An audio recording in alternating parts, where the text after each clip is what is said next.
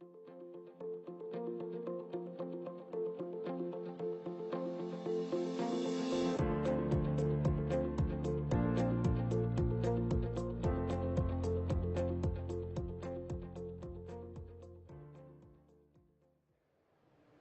morning.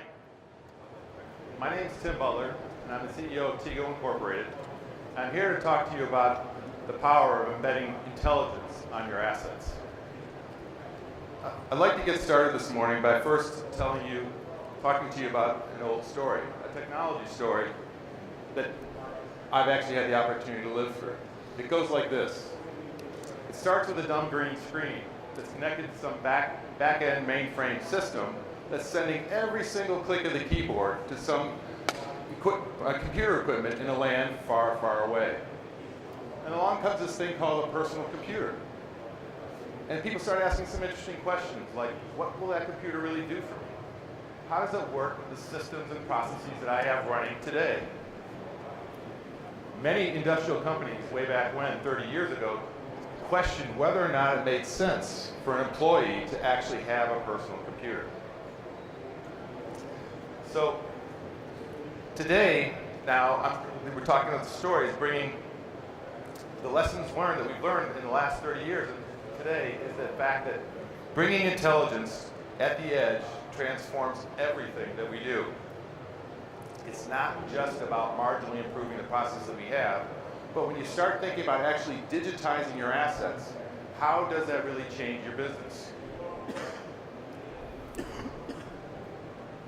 So the story I'm going to tell today is really this old story, but it's new again. And what I'm going to cover here and talk to you about is why it is again important, not just for people, but for things to be intelligently connected at the edge. Right now, things are beginning to tell their story. They're becoming empowered. They're becoming autonomous. They're not just a physical asset anymore. They're a digital asset as well. So why do we care about this? Because the reality is that these things becoming intelligent are not just enabling the things, but us, people, to be smarter, to act more efficiently, to be more safer in the programs and processes that we do. So let's get started.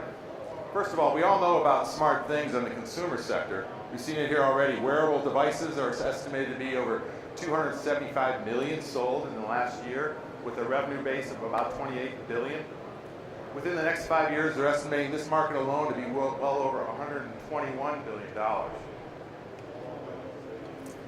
So, from an industrial perspective, why can't this happen here as well? I think this is one of those areas where there's a big paradigm shift occurring right now. It's something we're just not talking about yet. When industrial assets become smart, they give rise to a whole new set of applications and a whole new ecosystem. Imagine for a second if every component could tell its story, its origin, how to maintain it, who touched it, how to keep it safe. Right now, it will give rise, I believe, to a whole new ecosystem.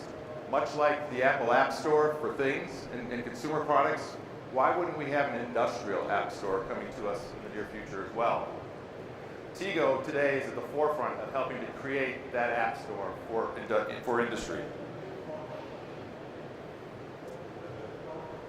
Recently, I had the opportunity to actually hear Bill Rue, CEO of GE Digital, and Matt Bain, partner at Bain Capital, speak on these very issues. Both of them talked about the potential for digital transformation of the physical asset. I'm going to paraphrase briefly what they had to say. They said, it's no longer just an idea. It's a digital representation of everything happening to it and all that it's connected to. It's not just another database pulling more sets of data. It's enabling innovation through digitization of multiple types of data at the edge, in the fog, and at the enterprise. So now what happens when we start to digitally transform the data and we understand the data and the asset, suddenly start thinking about how you're actually designing your product from the very start. Think about how that product's being manufactured, and if you can actually track and have visibility and insight into the manufacturing processes as it goes along, as well as understanding across multiple supply chains in that manufacturing assembly process. In the maintenance sector here, we see huge advantages to give clarity across your chain of custody of your products in your supply chain. And finally, the ability for your assets to be intelligent enough to maintain compliance and safety changes the game for a lot of the products that we're working with today. So here's just one example I'd like to talk to you about. This is one of our customers saying, it's as simple as now making a seat on an airplane intelligent. The seat now can actually tell its story and communicate directly with any service person walking down the aisle. This enables that service person to actually make decisions right there at the point of read. And the type of information they're collecting and using now is not some sensor information, but it's actually answering questions like you see here today. Questions like, who last touched me? Was there a part that was broken? Was a part replaced on this asset? Was it replaced with a counterfeit part, or was it replaced with a part that was authorized to be there? And by the way, this information is not sensor data. It's data that answers all those types of questions. When you have intelligence at the edge, suddenly you can start to ask a whole bunch of different questions. Questions like this. What if the asset became a data repository within your IoT ecosystem? What if that seat were a node within your IoT ecosystem? What if it could store files? What if it could be connected to a sensor? What if it could actually speak and talk to another asset down the aisle or across a plane? What if that information could now be iterative or archival? So now you can actually store a full history. Once again, the ability to actually have that asset tell its story. What if that information was available to everyone you want it to be available to within the value chain? So in aerospace, we're talking about the OEM manufacturer, to the airframe manufacturer, to the airline itself, and to the MRO. Suddenly, if that information was available to every player, and they could contribute as well as receive information, how does that change the way you do your business? And what if accessing this information was as simple as using your cell phone? Imagine how easy it would be to communicate, not just with a single asset, but virtually any asset in the world. Finally, from a security perspective, what if you could actually have that asset privatize information so that on a single asset you could have information that's public, information that's private, you could have multiple passwords, you could enable encryption, you could enable authentication. Smart assets today do all this and more. It's being done today. I'm going to talk for a second. Most people today, when they think about an IoT platform, the focus is on the eye, the connectivity of all these assets. How do we connect things? And this platform typically looks like this. It starts with a sensor. The information then moves up throughout these various enterprises to the top level of the enterprise. Analytics are done at that point in time. The issue here is you start with there's a cost to connect, there's a cost to collect the information, there's a cost to analyze the information, and there's a cost to distribute the information, all before you even have a chance to get to your ROI. So when we look at the current IoT, we think one of the great barriers is how do you get to an ROI for your customers? How do you validate and justify that return? A couple of other things here you'll notice with this diagram. The lines pretty much go in one direction. The information goes up to the top, and then there tends to be a lag often for that information to be retrieved and brought back down to the level where actions can be taken. In this case here, one example that we see all the time that here McKinsey actually reports on, it's both what we see both the promise and the challenge in this space. The ability technically now to actually gather lots and lots of data is inhibited by the ability to actually do the analytics and provide real value to your customer or to the player at the back end. So let's look at a different platform, slightly different platform here, a different approach. Here now we start to empower information on the asset itself. So now with the asset actually having data and information and users and technical users can actually retrieve and make decisions literally right there at the point of read. And now what this enables the user or the stakeholder at that point in time is able to actually decide what information they want to store and manage at that point in time. Not only that, the information can go from one asset to the next and be retrieved and move throughout this system.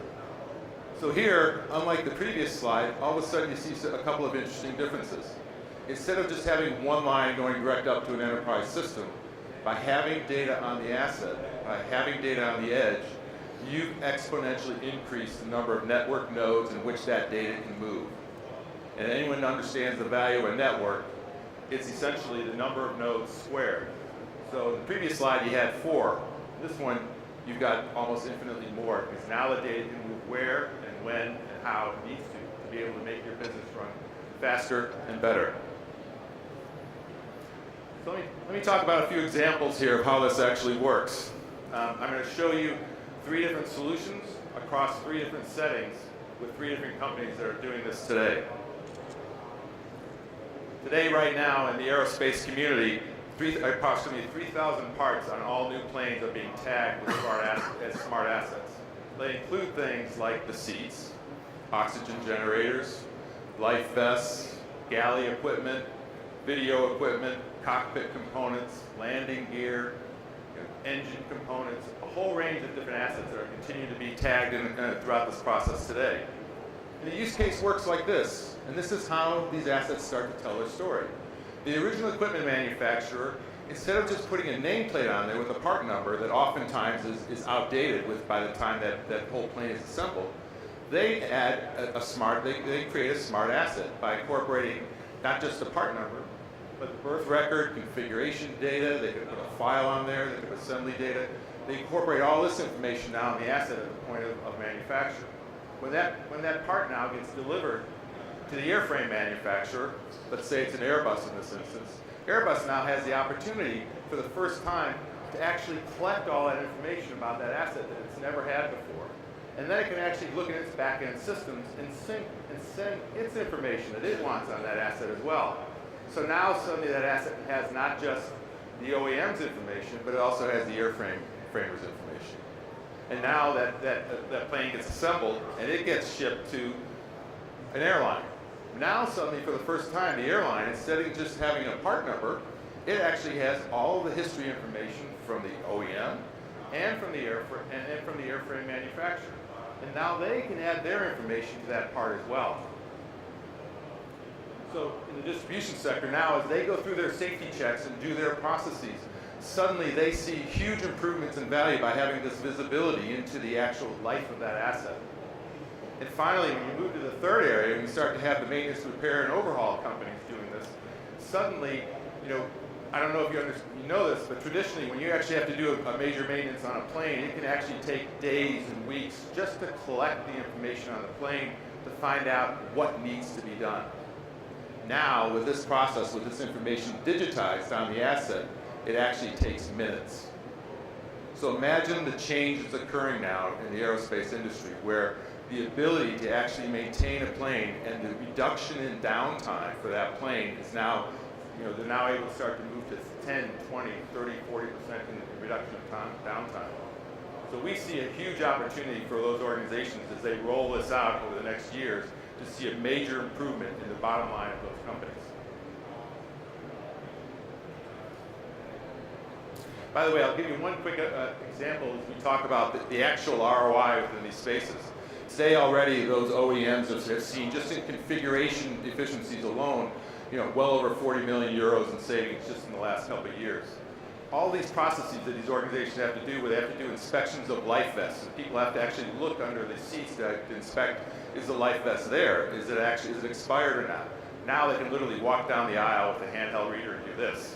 What used to take them 2 hours to do on a plane now takes them less than 10 minutes.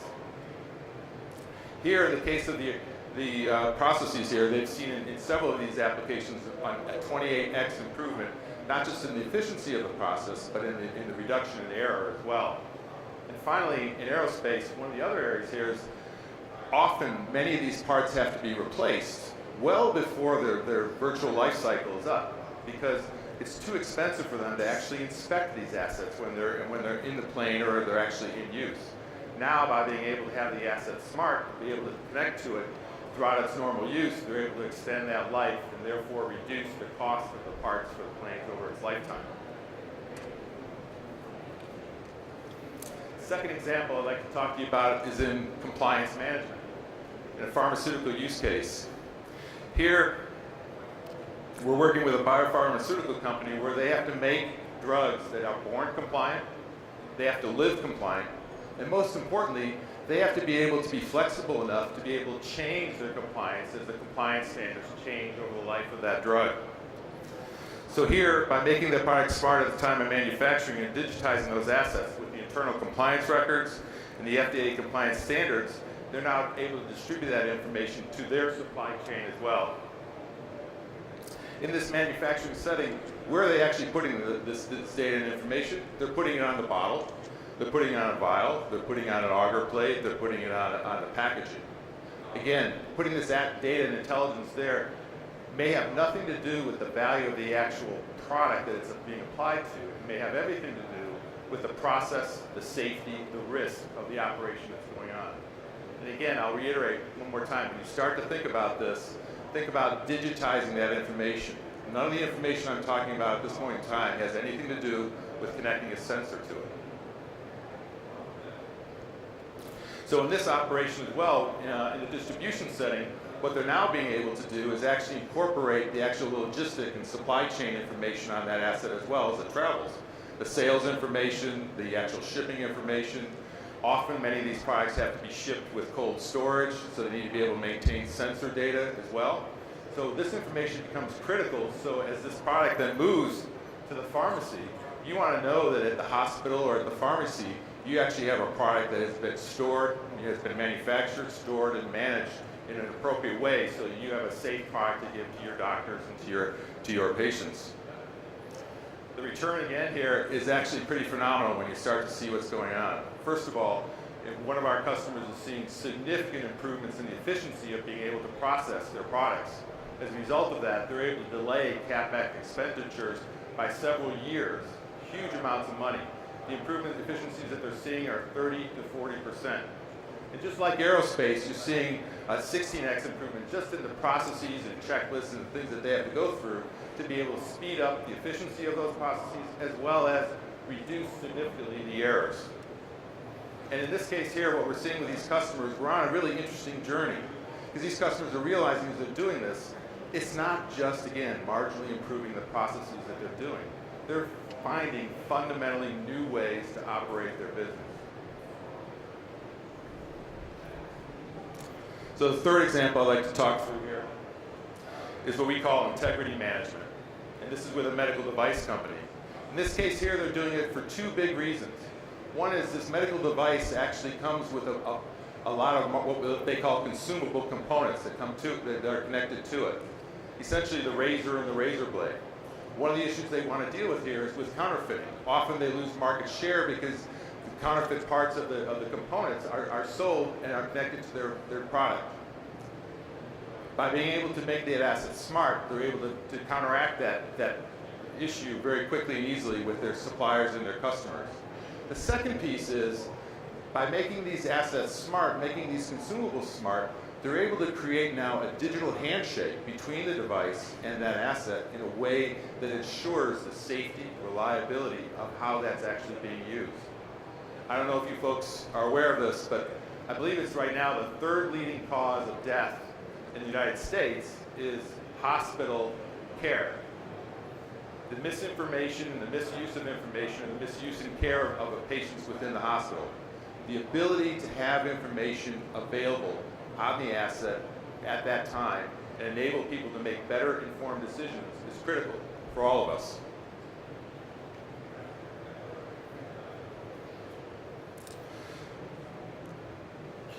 So here again, I think that the thing I'd like to emphasize is the critical component here is the ability to actually save lives, to provide safety and security as well as the efficiencies within the market space.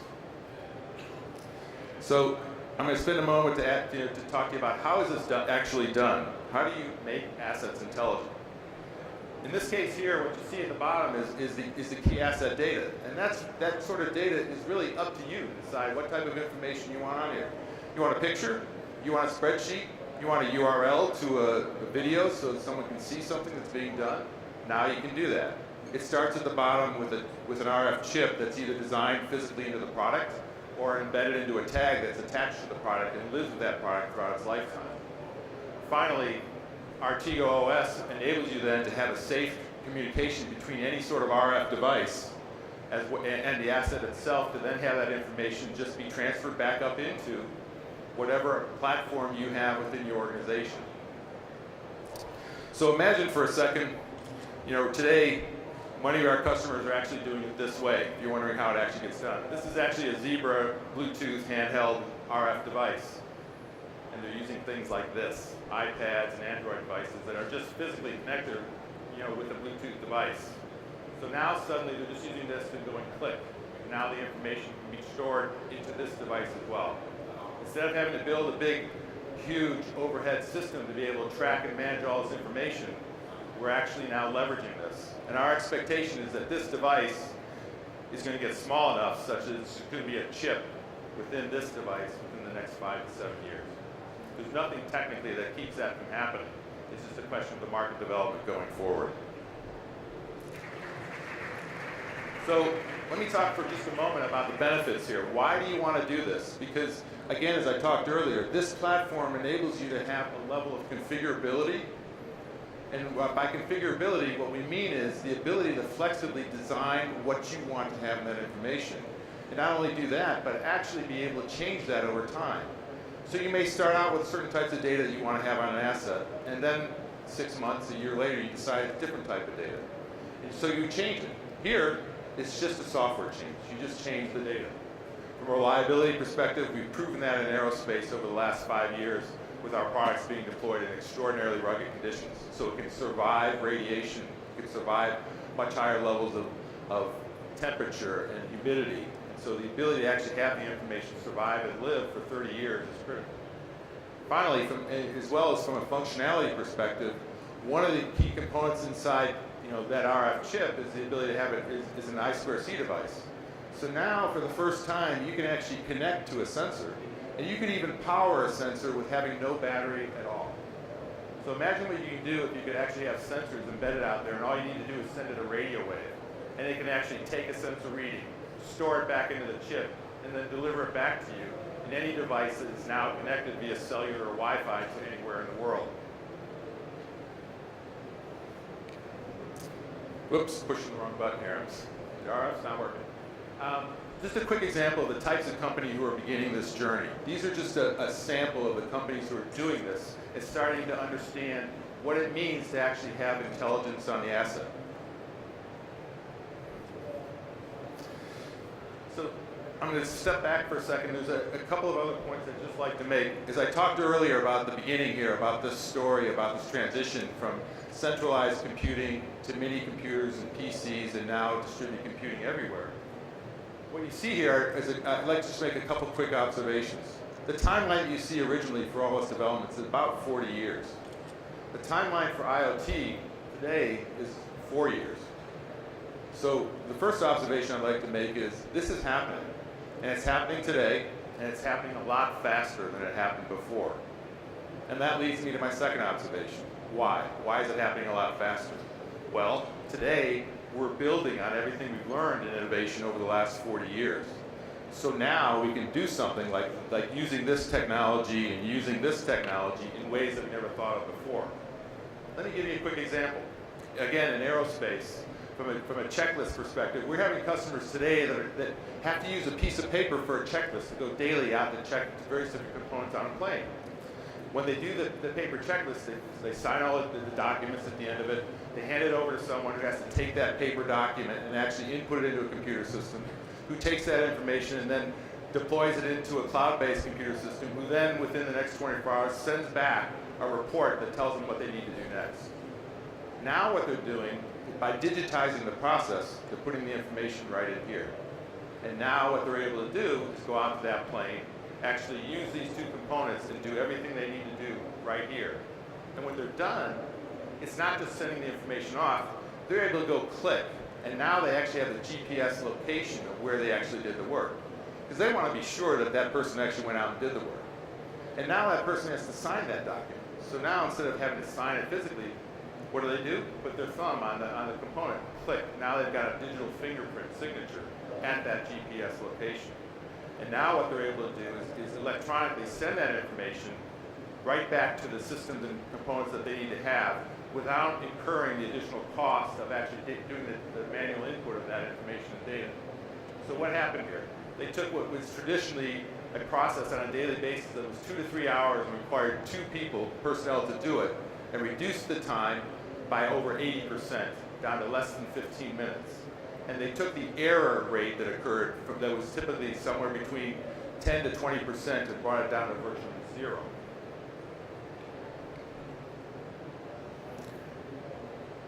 So at this point, I'd just like you to think about a couple of questions here, and I'm really trying to be provocative intentionally. I want you to really think about this from a different perspective. First of all, when you think about digitizing and making assets smart, think about this question. How are you digitizing your business today? Are you really just connecting new things? Are you really just creating another enterprise database of sensor data that you would be able to get somewhere else? Or are you really thinking about all the digital data that exists around your product? Second, this is a big question that our customers are really starting to ask, and that is, who actually owns this data? Believe it or not, I sort of use the expression, there's a land grab going on. That these assets and this data travel quite a bit with our customers across their supply chain. Who's actually reading the information? Who's actually writing the information? Who's actually gathering this information? We see a huge value here with our customers because what we can say to them is, look, we're giving you all this data. It's on your assets. You can do anything you want with it. Oh, by the way, as your partner and customer, I have all that data. Not only that, I have all that data, not just from you, but any other customers I'm using as well. So now suddenly I have a database and information from an analytics perspective that I can provide to you as an additional added service. And I'm now providing you a commercial off-the-shelf product. You can use any way you want, but now it's quickly customized to your specific needs. So finally, having your assets being able to tell the story, how is it going to change the way you think about those assets and how you design? Think about this for a second. When you design your assets for the next generation, are you just designing from a physical perspective, or are you thinking about the digital aspect of those assets as well? Our view here is that the next technology revolution is this. It's about making your assets intelligent. And the companies that learn this right now are the ones who are not just going to survive, but thrive in this next generation.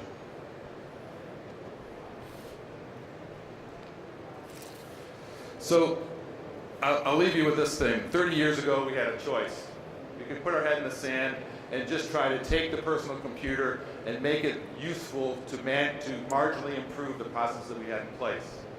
Or we can take this data and intelligence and create a whole new opportunity for you and for your businesses. How do we do this? The suggestions we have right now, and this is very similar to what Bill Rue at GE Digital talks about. First, think big. What do I mean by that? It's not just a marginal improvement on a legacy process that we're doing here. You are transforming your business through digitizing those assets. Second, start with the asset. I often, when I talk to people, they kind of look at me and say, this is such a fundamental issue.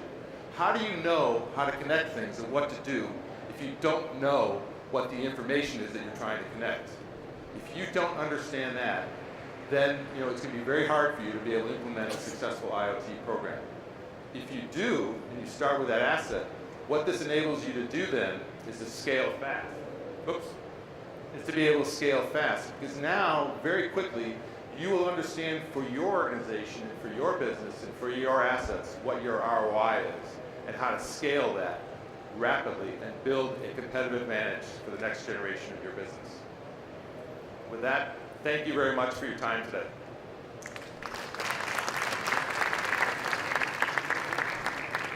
I've got a few minutes left if there are any questions. Happy to answer.